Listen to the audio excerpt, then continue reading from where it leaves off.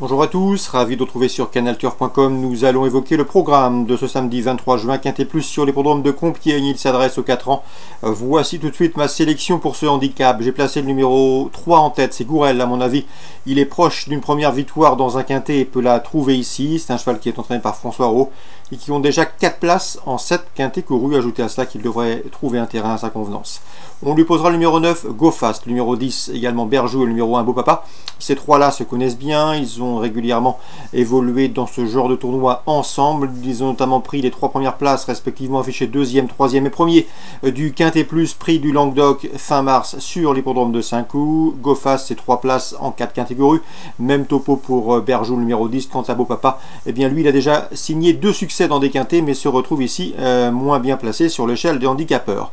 On retiendra également le numéro 11, Guanacaste, deuxième d'un Quintet Plus fin avril à Bordeaux.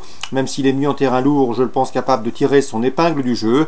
Tout comme le 6, Embaradores, qui vient de se prouver sa forme, se classant 4e d'un handicap à Lyon dernièrement. Le numéro 5, Kévillon, c'est une victoire et 3 places en 8 quintets courus. Preuve de son efficacité à ce niveau. Le cheval vient, à mon avis, de bien faire. Il a été battu par ses aînés la dernière fois en début de mois à Paris-Longchamp. On se méfiera également du numéro 12, Golden Racha. C'est vrai qu'elle reste sur un échec à Longchamp, mais auparavant, dans un quintet, elle s'était classée 3e le 8 mai à Saint-Cloud. Mieux vaut donc la racheter. En cas de partant, ce sera le numéro 7, Blue Hills. Un résumé chiffré pour ce quintet du samedi 23 juin. 3, 9, 10 As devant le 11, le 6, le 5 et le 12. Suite du programme Compiègne. Dans la première, j'aime beaucoup le 101 Pizzicato, un cheval estimé, un 2 ans qui a débuté victorieusement à Saint-Cloud fin mai. Une confirmation était si attendue, c'est le 101. On lui associera pour les couplets or le 102 Imhotep, qui est régulier, aura pour lui son expérience, et le 104 également Famous Wolf, à l'évidence perfectible. 101 derrière le 2 et le 4. Le Grand Prix de Compiègne, 6e étape du défi du galop. J'aime beaucoup le 502 Almorox. C'est un cheval qui compte déjà 13 victoires en 24 courses courues. Il a remporté ses 4 dernières sorties publiques et compte déjà 2 victoires d'étape sur ce circuit du défi du galop 2018. Une confirmation est ici attendue. Son principal opposant, à mon avis, sera le 501 Nouralawa. Nouralawa, c'est une 3e place dans le prix d'Aliel Wildenstein, un groupe de disputé au mois de septembre à Chantilly. 502, 501.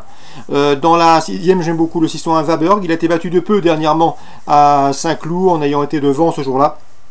C'est un cheval qui ne devrait pas être contrarié par le raccourcissement de distance, et à mon avis ici il trouve l'occasion d'ouvrir son palmarès. Le 601 Van Bourg, on s'y lui opposera le 602 Alphaiz, 2e en débutant sur les l'hippodrome de Longchamp. Une confirmation est ici attendue. 601, 602, course ciblée pour Compiègne.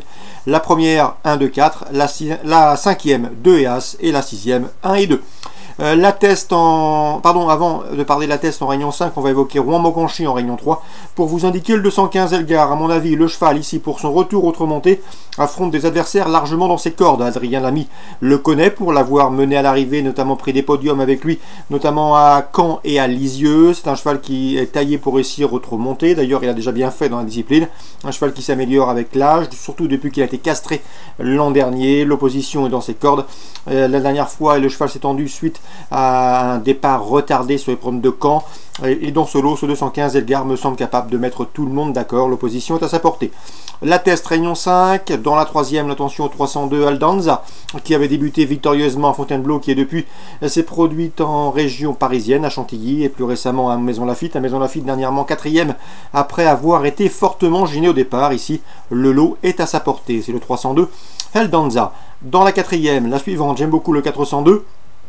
Couleur fauve, c'est 6 victoires en cette course courue. 2e pour sa rentrée dernièrement à Bordeaux. Elle peut prendre sa revanche sur le 405 d'Ivan Cajus, qui vient de la devancer à Bordeaux pour sa rentrée. 402, 405 pour la 3e place. Pourquoi pas leur associer le 407 Feeling du Pécos, 3e de cette course référence du 28 mai sur l'hippodrome de Bordeaux. La 5e, j'aime beaucoup le 501 Eden Blue. C'est vrai qu'il effectue une rentrée, il n'a pas été revu depuis le meeting d'hiver de Pau, mais c'est un cheval proche de sa course. 4e, 2e, présenté par Arnaud Chaillet. Ce 501 Eden Blue ne devrait pas être loin de la vérité. On va également parler de la 6e avec le 601 Barou et le 603 Dirgam. Ces deux-là disposent d'une toute première chance théorique dans cette course à réclamer. On résume tout ça pour la test réunion 5. La 3e, le 2. La 4e, le 2 devant le numéro 5 et le numéro 7. La 5e, le 1. La 6e, le 1 et le 3. Excellent jeu à tous, bonne journée. Rendez-vous demain pour une nouvelle émission.